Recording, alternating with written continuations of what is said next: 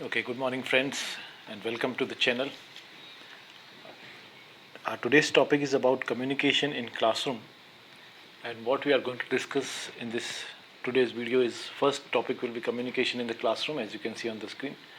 Next will be the types of classroom communication we will discuss.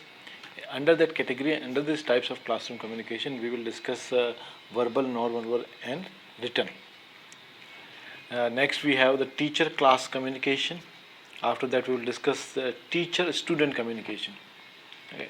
And next will be student-teacher communication. And next, student-to-student communication.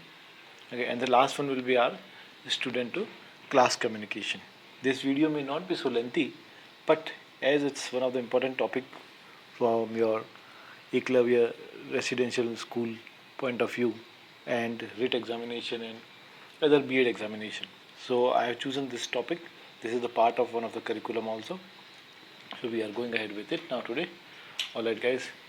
So let's see here what it says, that what the communication in the classroom means here. The communication within the classroom is important in order for students to learn effectively and should be put in a place from an early stage of learning. Okay. So non-verbal communication refers to the communicating without the words through the body language, gestures, facial expression, the tone and pitch of the voice and posture, etc. That is called your non-verbal communication. Okay. So this is about the communication in the classroom. Now further we will go with the types of it. So when we talk about the types of classroom communication, so under this we have, it says the classroom communication exists in the three categories. Okay, it has been divided into three categories. Okay, now what are these three categories? That is the, if you will see here, so these three categories are your verbal, non-verbal and written. Alright guys. Okay, now what is verbal communication? The first one. So first we have here is our verbal communication. We will see that verbal communication. Okay, this is your verbal communication. So when we talk about verbal communication, means anything that a teacher or the student speaks aloud. Okay, that is called your verbal communication in a classroom situation. Okay. Next we have non-verbal communication. Now what this non-verbal communication refers to? Okay, so this refers to the body language that people express. Okay, the people they talk, even especially the student, you might have noted during the examination time they indicate each other for the just in order to know a particular answer or whatever it is. Like this happened in the classroom situation very frequently. Okay, if you are already teaching in some school, so you must be familiar with it. Okay. Next we have written communication. Now what is this written communication here? The written communication is directed at a specific audience. Okay, this is not for all. When we talk about the written message, so it is not necessary this is for all, especially in the classroom situation. Okay, such as it can be a report card, it comments, students' assignments, etc. So when the teacher and student they interact with each other, okay, so they use all these three kind of communication. Okay, this is what the main communication between the teacher, student, and or in a classroom situation. Okay, further we have teacher classroom communication. Now what kind of communication? Let's see here. It is the teacher classroom communication exists when a teacher communicates with his entire class.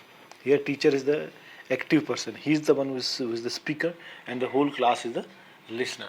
So verbal communication exists when a teacher tells a student information they need to know. For example, if a teacher asks student to stop talking, okay, so this is direct from a verbal communication. This is direct form of what? Verbal communication. The teacher has said directly, stop talking, and everybody stopped talking. So means the message has been passed to them. There are ways for the teachers to communicate non-verbally with their classes, okay, such as through their postures, their gesticulation, and proximity to the student. Okay, the word proximity stands here for the nearness. Now, instead of telling a student to stop talking, a teacher could use the non-verbal communication also. Now, for the purpose, non-verbal communication can be utilized. Okay. Now, what is this non-verbal communication that can be utilized over here that we can see here? Okay, by moving around the disruptive student's desk. Okay, so in that situation, what a teacher can do, the teacher can go close, okay, to the particular student, one who is disturbing the classroom. So not only does the disruptive students receive the message, but other student in the class would deserve the interventions receives it as okay. So means not only the one particular student, because the other students also will observe the body language of the teacher there, because the time when the teacher is moving to that particular student, okay, so all the students they look and they may think that this may happen with me also, right? So so other student in the class who observe the intervention receives it as well, okay. Written instruction for an assignment are given from the teacher for the whole class. Okay, next we have the teacher student communication.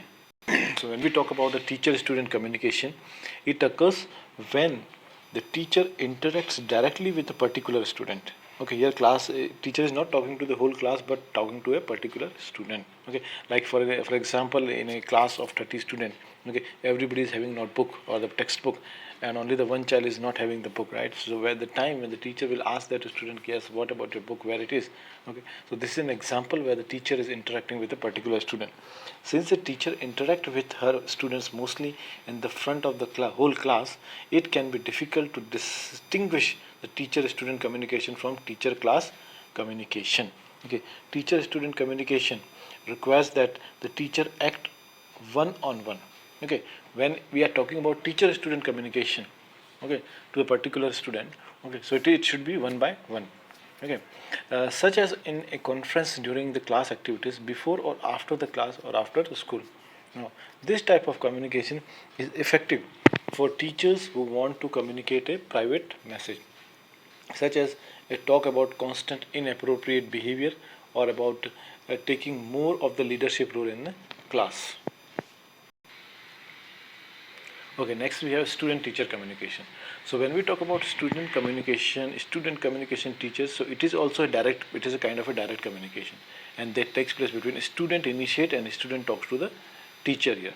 But this time it is the student who initiates. Student is the one who start this conversation. Okay. Also, this can occur during the class participation also. Okay, now it may have a different forms. Like one form can be like, supposing you are the class teacher and one student approach with an says application, okay sir, I need a half day today. Alright, so this is the student is directly communicating to the teacher over here. Okay, this is the one of the direct communication, right? Now it can be like in a classroom situation also, when you are teaching a particular topic and one particular child is having the doubt in the subject. So he or she raises hand and he asks you, what is the answer to this, right? So this is a direct communication. This is communication which the student has initiated. Okay, now for example, a student who asks the teacher the question during the class discussing, okay, engages the student teacher communication, because it is the single student communicating with the single teacher. The reason the revised situation constitute teacher class communication and not teacher student is not the teacher's action. Message are directed to it. Okay, now there are other ways also. A student teacher communication can take place in the written form also. Like for example, if a student has not received the school timetable, right? So a student is writing an email to the teacher, okay sir, I have not received the final examination timetable. So this is the student teacher relationship, but it is in a written form. All right. Okay, our next type is about student communication. Okay, so in this, the student communication occurs when two or more students interact with one another. Okay, here the role of the teacher is not there, as you can notice in this, right? Only this is the communication between a student. So successful whole class discussion stimulate the student communication, because students should talk to each other and not just to the teacher. So now this has been considered very important part, that they should discuss, they should communicate, the students should discuss among themselves also. Now what is the reason for that? This develop their communication skills. Okay, so the two students may disagree and talk back and forth to each other during the such discussion. The student communication also occur when the student work in groups or pairs to complete assignments. Okay, next we have the student class communication. All right, the student, a single student, can also communicate with the whole class. Okay, according to this. So student class communication when a student or a group of students direct their message to the entire class. Here the student is communicating, okay, to the entire class. Like this could be, for an example, right? You just take an example that one student of the class 12th has been given instruction that you go to the 12th, 11th class and you ask them to bring their practical file tomorrow, right? So in that situation, if the class 12th student comes to the class 11th, okay, and he passes this message to the class 11th student, and tomorrow you are supposed to bring your science practical book, right? So here what is happening, a student is communicating to the whole class, okay? So this is what we call it the student class communication, okay? So whole class discussion can also stimulate this type of communication, okay, where the student is addressing to the whole class.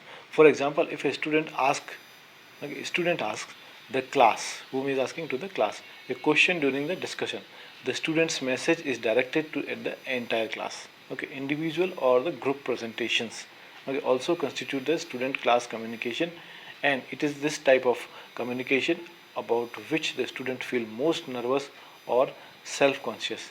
Non-verbal communication, okay, often includes fidgeting or looking away. All right. So, guys, this is what we have discussed today about the communication in the classroom. Okay, we have discussed about the types of classroom communication. We have discussed about verbal communication.